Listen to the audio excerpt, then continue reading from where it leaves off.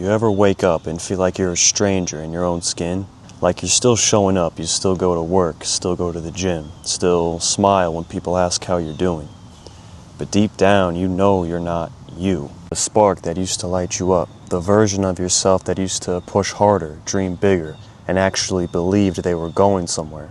It's gone now. It's just quiet now, and you can't figure out why. You didn't quit, you didn't give up. So why do you feel like you're in the shell of a person that you used to be? I have been there, and so have many others before you. But I'm going to tell you something that you probably haven't heard. You're not broken, you're just disconnected.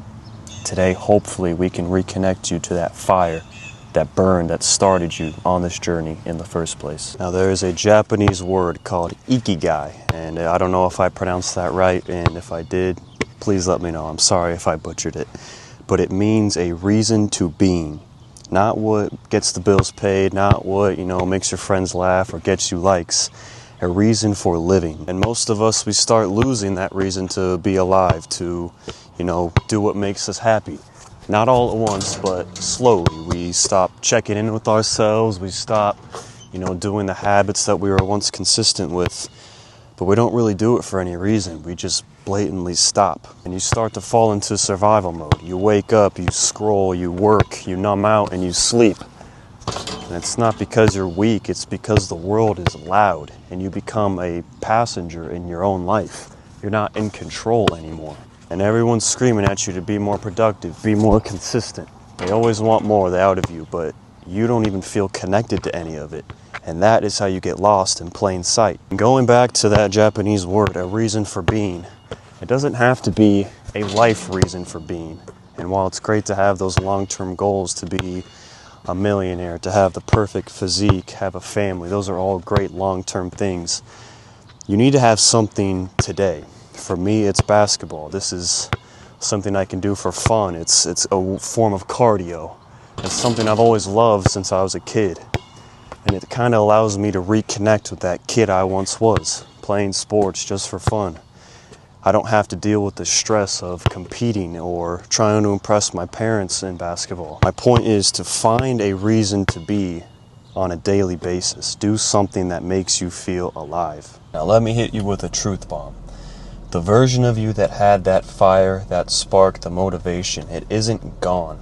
It is buried by distractions, by routines, by bad habits. And pushing harder, being hard on yourself, it doesn't reignite that flame any better. It's like pouring gasoline on ashes. No matter how much fuel you add, if it doesn't have that spark, it's not going to get you anywhere. It does not reignite you, it suffocates you. What you need is oxygen, space, stillness, and silence. And most people, they're scared of silence because that is when the truth shows up. The same truth that you've been running for all this time. The truth that you've been performing instead of living. You've been checking boxes instead of, chasing purpose. That is what you need to sit with. You don't run from that. You need to sit with it and you need to feel it. That is how you'll reconnect to the voice inside of you. Not the voice that scrolls all day and compares themselves to everyone they see on social media. That version runs from the truth, runs from reality. The reality that you aren't making your dreams come true. Now here is where the climb starts. It's not a new gym membership, it's not a $200 planner. It's a little something called what the Japanese call Kaizen, continuous improvement. One step, one tiny action, something small. You don't need to rebuild your entire life. You need to rebuild your identity.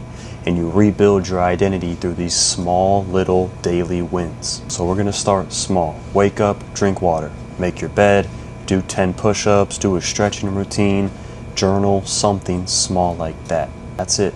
These micro wins, they remind your brain who you are. They remind you that you are true to your word. Okay, I told myself I'm going to make my bed. I'm going to do it.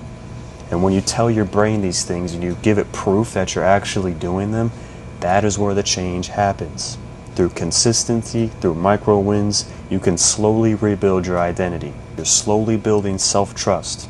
And self-trust is the start of every great comeback. And I'll be real with you, I've had days where I can't get out of bed, where I can't even do those micro goals I told myself I'm going to do. Days I felt like not doing anything. Days where being motivational or getting motivated just pissed me off. And it wasn't because I didn't want to grow or because I didn't want to get better or that I'd given up.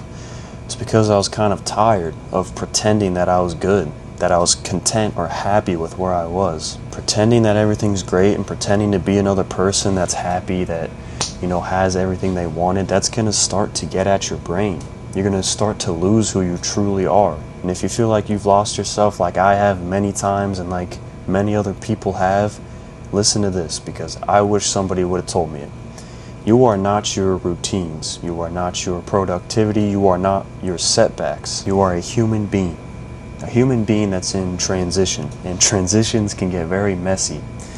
And these little parts of life, they're kind of blurred. You're not, you're in between these huge monumental events like graduating or starting a family. You're just in between there. That is where their transitions get messy, but they are sacred. The transitions, they are the moment before everything starts to shift. So here's what you do next. You do not wait to feel like that old version of yourself again. That person was great. They were happy. They made your friends happy.